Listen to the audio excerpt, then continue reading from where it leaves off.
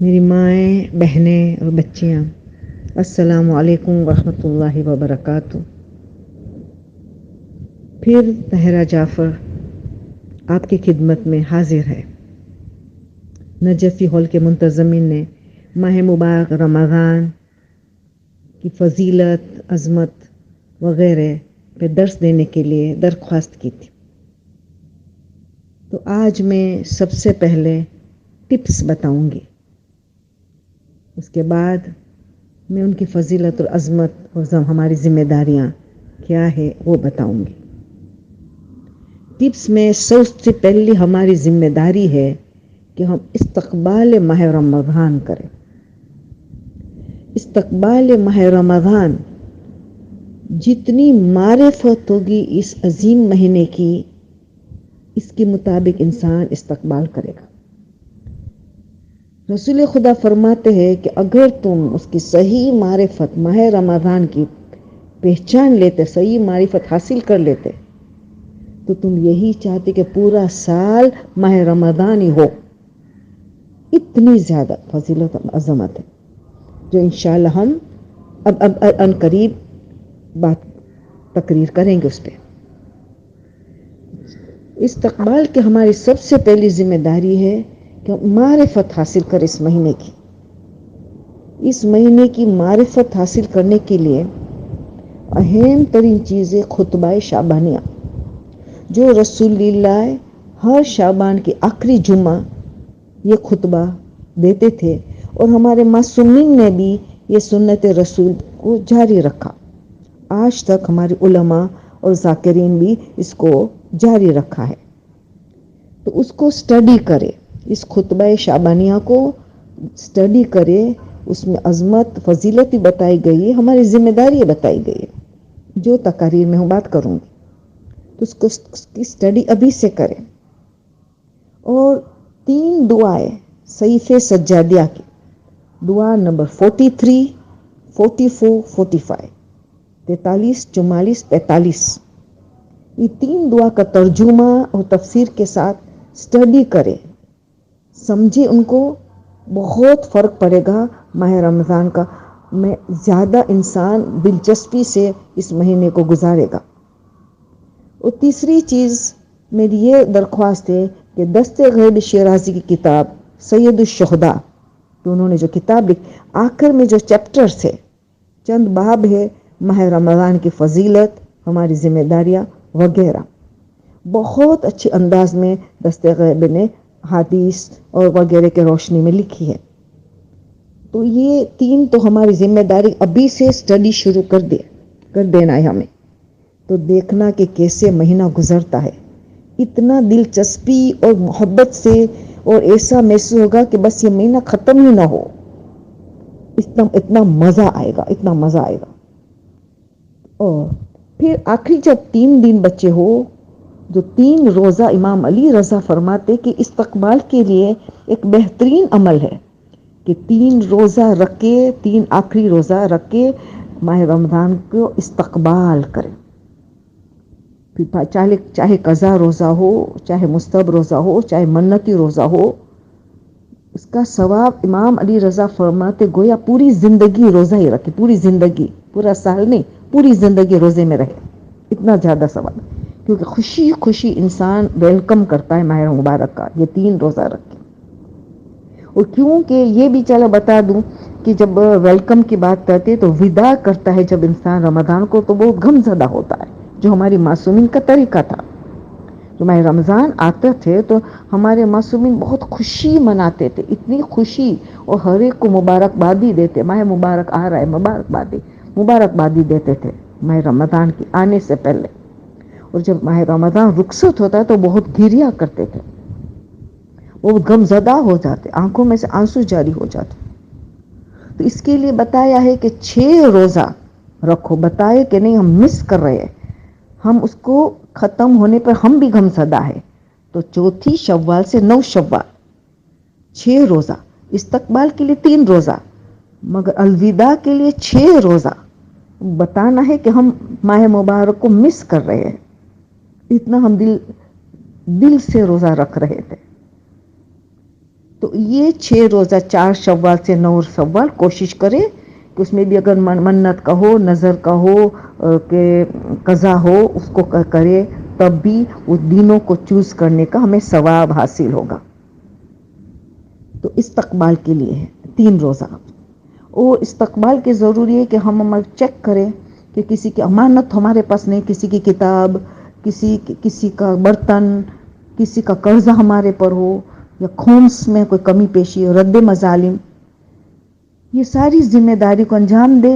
اور اگر لوگوں سے معافی بھی مانگ سکے تو نور علی نور، ورنہ خدا سے معافی مانگے اور خدا سے یہ بھی کہے کہ جو ہم نے بندوں سے کوتاہی کی ہے تو ان کے طرف سے تو معافی دے، اور بندوں کے لیے کچھ نیکی کرے، بندوں کے لیے کچھ استغفار کرے تاکہ ان کے طرف سے بھی ہمیں معافی مل جائے، تاکہ ہم پاک و پاکیزہ ماہ مبارک کا آغاز کریں. ایسا استقبال کرے کہ بہت زیادہ ہم پاک و پاکیزہ حالت میں آج آ گئے ہیں، اس طرح تو بہت زیادہ ہمیں فائدہ حاصل ہوگا. تو پھر ہم یہ بھی ہے ایک میں نے اتنی باتیں تو بتا استقبال کے 3 روزہ اور امانت کا وغیرہ، 3 خطبہ شعبانیہ وغیرہ، 3 دعائیں. ایک چیز میں بھول گئی، وہ علماء کی تقاریر، پرانے سالوں کی علماء کی تقاریر جو ہے یہ یوٹیوب میں آتی رہتی ہے، تو آپ اس کو تقاریر کو بھی سنیں.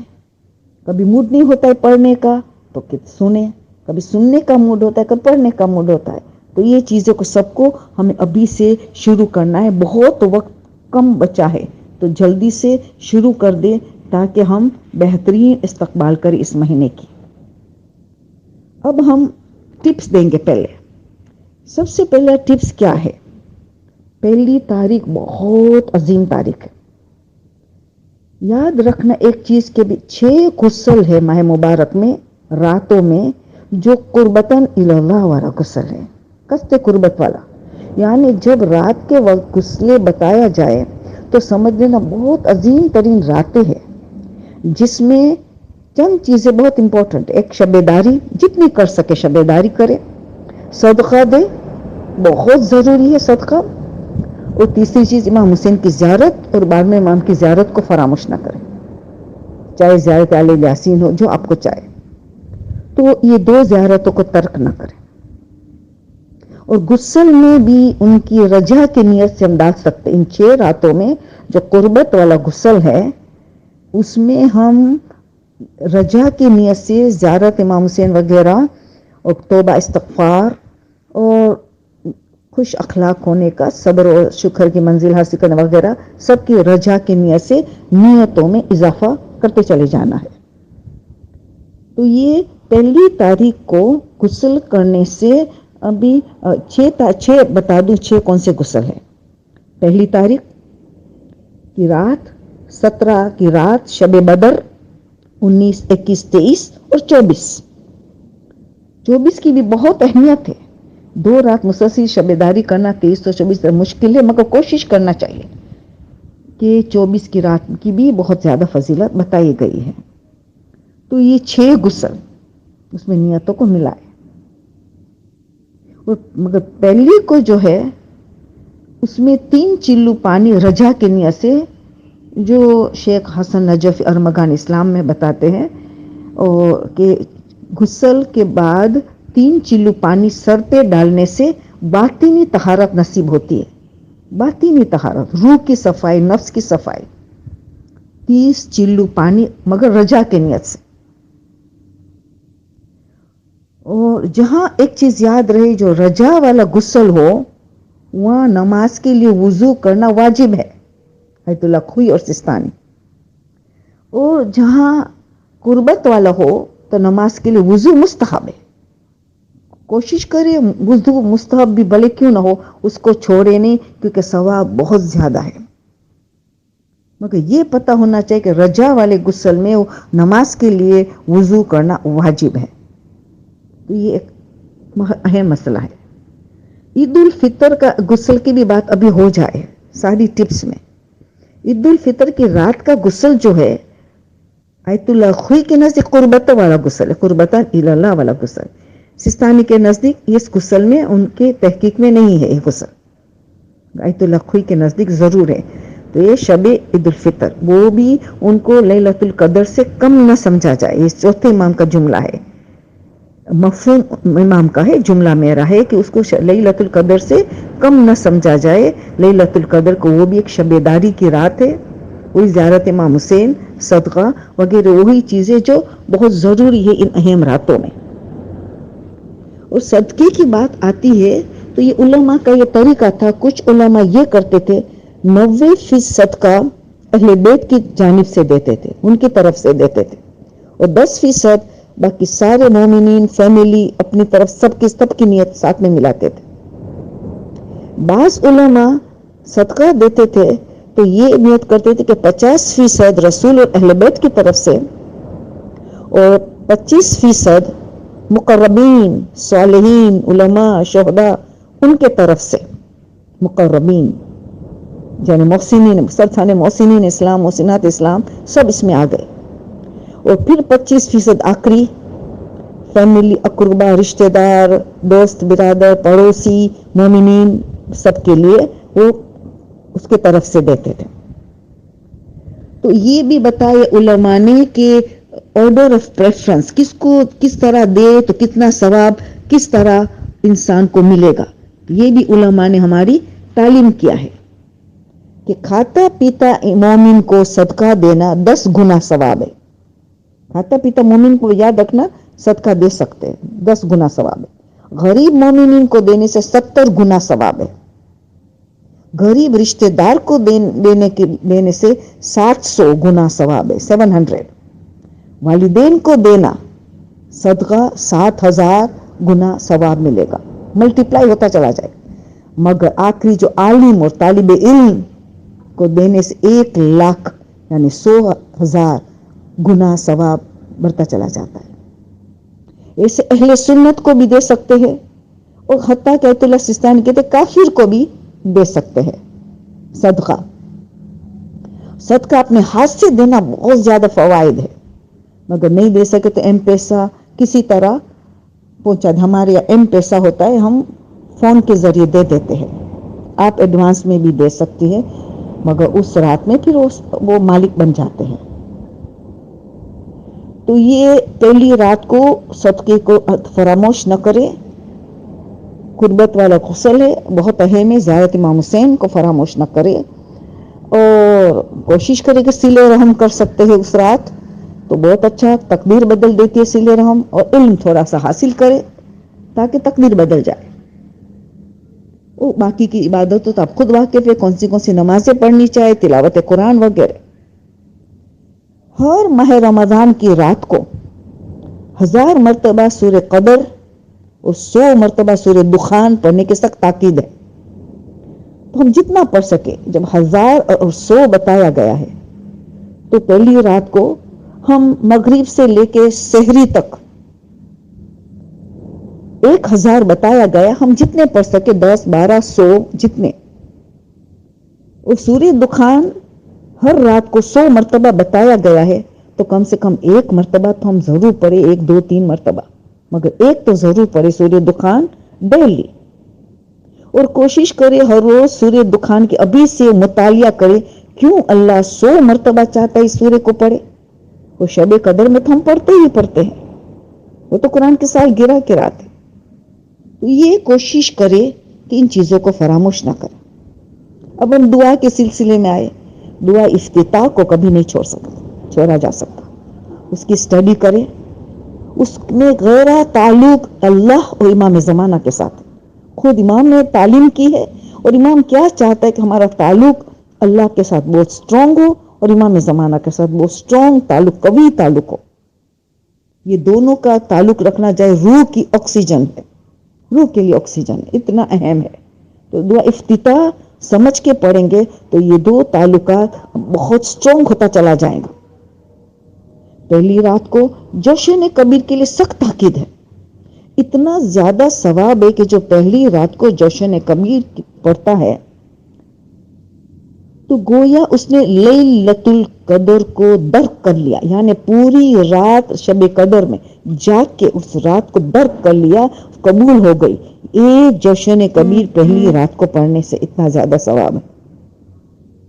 اور اگر نہ پڑھ سکے تو جتنی پڑھ سکے، مگر بلکہ اگر تھوڑا سا پڑھ لیا مگر 10 مرتبہ اس کا جواب پڑھ لیا تو جوشن کبیر کا فوائد حاصل علماء کے قول کے مطابق اس کا فوائد حاصل کر سکتے ہیں. 10 مرتبہ اس رات کو اگر جوشن کبیر نہیں پڑھ سکتے یا تھوڑی بہت پڑھ سکتے ہیں تو 10 مرتبہ ان کا جواب پڑھے. کیا جواب ہے؟ سب کو یاد ہے. بسم اللہ الرحمن الرحیم. سبحانک یا لا الہ الا انت الغوث الغوث خلصنا من النار یا رب.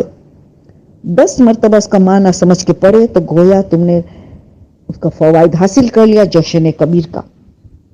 تو یہ ساری چیزیں پہلی رات کی زیادہ تھی تو ساتھ ساتھ دوسری راتوں کے لیے بھی میں نے بیان کر لیا ہے تاکہ ہم اچھی پریپریشن تیاری کریں. اب پہلے دین کی بات کر رہے ہیں. پہلا دین بھی بہت اہم ہے. بعض نے تو کہا والفجر ہے، یہ سورہ اللہ قسم کھا رہا ہے. یہ فجر جو ہے وہ حقیقت میں پہلی ماہ رمضان کے دین ہے. فجر اس کی قسم اللہ کھا رہا ہے. اس میں ہے ایک ہی غسل. شیخ عباس قمی مفادینان میں بتا رہے دین میں جمعے کا غسل تو وہی ہے جو ہر جمعے کو ہوتا ہے پورا سال، مگر ماہ رمضان کا غسل کا ثواب تو بہت زیادہ ہوگا. جمعے کا غسل وہ تو قربتاً الی اللہ والا غسل، مگر دین میں ایک ہی غسل انہوں نے بتایا شیخ عباس قمی، مگر آیت اللہ خوئی اور سستانی نے اس کی فہرست میں نہیں ڈالا ہے. مگر ہم رجا کی نیت سے کر سکتے ہیں. پہلی ماہ رمضان کی دین میں ہم غسل کریں گے رجا کی نیت سے، اور اس میں بھی 30 چلو پانی سر پہ ڈالیں گے. اس میں بھی فائدہ یہ ہے کہ 30 چلو پانی درد و بیماریوں سے دور رہیں گا. جو شیخ عباس قمی لکھتے ہیں درد و بیماریوں سے دور رکھیں گے. اور شیخ حسن نجفی بھی مرحوم یہی فائدہ بتاتے ہیں. جو ارمغان اسلام جس کی کتاب لکھی ہوئے اس میں سے میں بتا رہی ہوں. اور رجا کی نیت سے وضو نماز کے لیے کرنا ہوگا. اور پھر یہ بھی ہے کہ دین میں گلاب کے پانی سے چہرہ دھوئے. گلاب کے پانی سے چہرہ دھونے سے کھجلی کی بیماری سے انسان محفوظ رہتا ہے. اور سر پہ بھی چلو پانی ڈالے سر میں پہ، سرسام کی بیماری سے دور رہے گا، محفوظ رہے گا. سرسام وہ بیماری کہ دماغ میں ورم ہو جاتا ہے، وہ ورم دماغ میں نہیں ہوگا. سرسام کی بیماری سے بچتا رہے گا.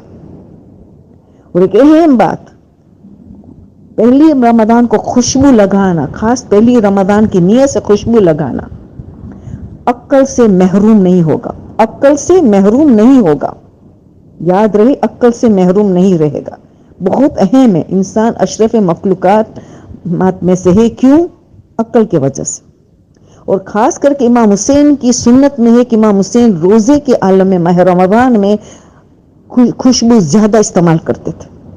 تو خوشبو زیادہ استعمال امام حسین سے اگر محبت ہے، اور واقعی ہر مومن مومنہ کو حد سے بے تحاشا محبت ہے، تو وہ پہلی رمضان کو عطر زیادہ لگائے. اور ایک چیز تمہیں یاد ہے کہ ایک چیز میں اسراف اجازت ہے، وہ عطر اور خوشبو پرفیوم. گھر کو عود کرے، اگر بتی کو سجائے تو اس کی بھی خوشبو آتی ہے، تو عطر کو پھیلا ہے گھر میں بھی، تو یہ اچھا عمل مانا جائے گا. رجا کی نیت سے یہ سب کچھ ہم کر سکتے ہیں. تو عطر کی خریداری ابھی سے کر لو تاکہ زیادہ استعمال ہوگا ماہ رمضان میں. یہ سنت امام حسین ہے تو یہ کریں گے. اب آئی بات، کیا آئے گی؟ رات پہلی کا گزر گئی، سحری کا وقت آیا. بہت اہم ہے کہ سحری کو اس سحر کے وقت ہی کرے. یعنی 4 بجے والی جو سحری ہے اس کا اتنا زیادہ فوائد ہے کہ جو سحری کرتا ہے اس وقت تو اللہ اور ملائکہ سب مل کے ان پہ درود، ان کے لیے درود پڑھتے ہیں. ان پہ درود نازل ہوتا ہے. کس کی طرف سے؟ اللہ اور ملائکہ کی طرف سے ان پہ درود نازل ہوتا ہے. جو آپ سوچیں کہ جو سحری اس وقت کرتا ہے اس سے بہت امپورٹنٹ ہے، صحت کے لیے بھی بہت فائدہ مند ہے. سحری کرنا سحر کے وقت، اس وقت سورہ قدر کی تلاوت بہت امپورٹنٹ ہے. اور ایسے بھی مغرب سے تو 1000 مرتبہ پڑھنا ایسے بھی آ گیا ہے. روزہ بند کرنے کے وقت ان کی دعائیں سحر کے بھی نہیں چھوڑنا چاہیے ترجمہ کے ساتھ. اس کا بھی بہت زیادہ فوائد حاصل ہے, اس کو نظر انداز نہ کیا جائے. اب آئیں گے تو پھر پہلی افطاری آئے گی. پہلی تاریخ کی بات ہو گئی, غسل وغیرہ کی. پہلے دن کی بات ہوئی. پھر اس سے پہلے سحری کی بات ہونی چاہیے, مگر پہلے میں نے دن کی بات کر لی, اب سحری کی. اب پہلی افطاری آئے گی. ساری افطاری کے لیے ایک ہی مسئلہ ہے کہ وہ ایسا وقت ہے افطاری کا وقت, اس میں سب سے زیادہ ثواب ہے کہ مغرب عشاء کی نماز پڑھ کے افطاری کرے. مغرب عشاء کی نماز پڑھ کے جو سب سے زیادہ ثواب چاہیے. بھلے مختصر نماز پڑھے مگر نماز پڑھ کے پڑھے, سوائے 2 وجوہات کہ اتنی بھوک برداشت نہیں ہوتی ہے, پیاس برداشت, تو پھر نماز سے پہلے افطاری کر لے. یا تو پھر اگر کوئی انتظار کر رہے ہماری افطاری کے لیے, شوہر ہے ہماری انتظار کرتے کہ بچے ہمارے وہ اکیلے افطاری کرنا نہیں چاہتے, تو پھر اس میں پھر بہتر ہے کہ نماز بعد میں پڑھے, ان کے لوگوں کے ساتھ افطاری کرے. یہ بھائی چارہ کا مذہب ہے, محبت کا مذہب ہے, حقوق الناس کا مذہب ہے, تو اس کا خیال کرنا پڑتا ہے. تو مغرب عشاء کی نماز کے بعد افطاری کرنا بہت زیادہ ثواب ہے. افطاری کا وقت عظیم ترین وقت دعا کے لیے, زبردست وقت دعا کے لیے, زبردست. اور یہ نہ فراموش کرے کہ اہم ترین ہماری دعا ہے امام زمانہ کا ظہور ہو جائے اور ان کے مددگار بنے, ناصر اور مددگار بنے. یہ دعا ہر وقت کرنی ہے ماہ مبارک کی افطاری کے وقت. اور خاتمہ بخیر ہو, ہمیں شہادت نصیب ہو, آخرت میں ہمیں اعلیٰ درجہ ہو, اہل بیت کے قریب ہمیں جگہ ملے, اسی دعا کو نہ فراموش کیا جائے. تو آپ ہمیں خود بھی مغفرت کی دعا وغیرہ, ہم لوگوں کے لیے دعا, جو پریشان لوگوں کے لیے, جن کو اولاد نہیں ان کے لیے دعا, جن کا رشتہ نہیں ہو ان کے لیے دعا, جو قید میں ہے پریشان ہے ان کے لیے دعا. ساری دعائیں کو ہمیں تیار رکھنی چاہیے کہ ہم دعا کریں گے لوگوں کے لیے.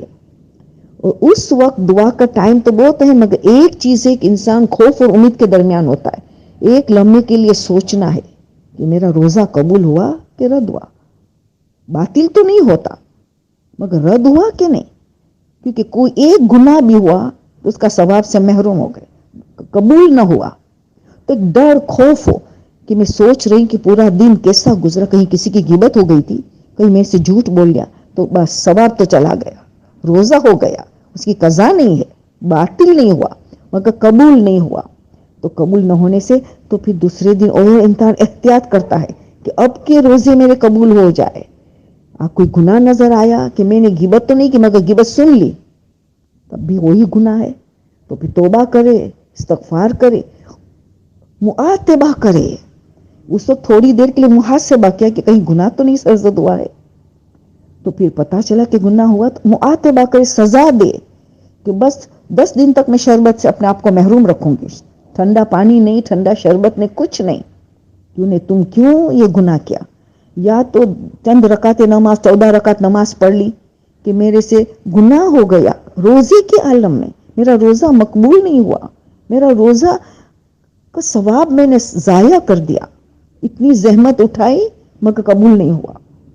تو معاتبہ کر, سزا دے, تو ہی انسان کے دوسرے تیسرے ایسے روزے بہتر ہوتا چلا جائے گا. تو انسان کو بہت اس وقت خیال کرنا ہے کہ یہ محاسبہ اور معاتبہ کا بہت خیال کرے ماہ مبارک میں رمضان میں, افطاری کے وقت خاص, تاکہ اس وقت خوف اور امید کے درمیان میں ہے انسان کہ بس میں روزہ قبول ہو جائے, میرا روزہ قبول ہو جائے. یہی فکر ہماری ہونی چاہیے. تو اب پھر ہم یہاں دیکھتے ہیں کہ اب کیا کریں گے. اب سورہ انا انزلنا کی دعائیں, ان کی چھوٹی چھوٹی دعائیں روزہ کھولنے کے وقت کے, وہ تو ہر ایک کو زبان یاد ہوگی انشاءاللہ, اور نہیں ہے تو ابھی زبان کر لو یا کتاب کو قریب رکھ لینا. سورہ انا انزلنا کی تلاوت کرنی ہے. اور نیم گرم پانی, نیم گرم پانی کے بہت فوائد ہیں. نیم پہلے تو نمک چکھیں گے, نمک سے روزہ 70 بیماری کا علاج ہے. نمک سے آغاز کرو, نمک سے ختم کرو. تو ماہ رمضان میں تو عادت ہے کہ تربیت کرے, ساری اچھی عادت کو اپنائے. نمک کھانے کے بعد گرم پانی, نیم گرم پانی سے انسان کا چھٹے امام فرماتے دل کے سارے گناہ دھلوا جاتے. دل کے گناہ، بغض، حسد، کینہ، نفرتیں، انانیت، میں، نفاق، دل کے گناہ دھلوائے جاتے ہیں. اتنا بڑا فائدہ. پھر امام فرماتے کہ کلیجے کو تقویت ملتی ہے، لیور کو طاقت ملتی ہے. تیسری بات بتائے آنکھوں میں بھی طاقت ملتی ہے، آنکھوں کے نور میں اضافہ ہوتا ہے، آنکھوں کی بیماریوں سے انسان بچ سکتا ہے. آپ دیکھیں صحت کا بھی فائدہ، روحانی فائدہ دونوں. گرم پانی میں ہے، نیم گرم پانی ہو اس میں فائدہ ہے. پھر کھجور کھانا ہے. کھجور 3 کھاؤ تو بہت اچھا، کیونکہ کھجور میں طاقت ہے. 3 کھجور کھا سکتے ہو، افورڈ کر سکتے ہو تو بہت اچھی بات ہے، ورنہ 1 کھجور کھا لو. تو یہ کھجور کی ذات شیخ عباس کنی لکھتے ہیں کہ 400 نمازوں کا ثواب ہے. کھجور سے روزہ کھولنا نماز کا ثواب کو بڑھا دیتا ہے. کتنا بڑھا دیتا ہے؟ گویا 400 نماز پڑھی، 400 نمازوں کا ثواب حاصل ہے اگر کوئی کھجور سے روزہ پہلی غذا کھاتا. پھر حکیم نے بتایا وہ بہت فائدہ مند ہے کہ پھر کھجور کھانے کے بعد پھر گرم پانی. کھجور کھانے کے بعد کھجور سے ہم نے بتایا کہ نماز کا مقام بڑھ جاتا ہے، نمازوں کا. اور پھر حکیم نے جو بتایا نیم گرم پانی یا گرم پانی کھجور کے بعد بلغم کو دور کرتا ہے. جب بلغم دور ہوتا ہے تو حافظہ تیز ہوتا ہے. بلغم حافظہ کے لیے نقصان دہ ہے، تو اس سے بلغم دور. یہ سب چیزیں ازما چکے ہم، اور ہم نے دیکھا ہے بہت تیز رفتار سے بلغم دور ہو جاتا ہے. تو اس کا بہت زیادہ فائدہ ہے. تو یہ کوشش ہم کریں کہ افطاری کے وقت پھر افطاری کہ یہ چیزیں ہر روز کرنے کی ہے. انشاءاللہ ہمیں بہت فوائد حاصل ہوگا. سبحان ربک رب العزت عما یصفون وسلام علی المرسلین والحمد للہ رب العالمین.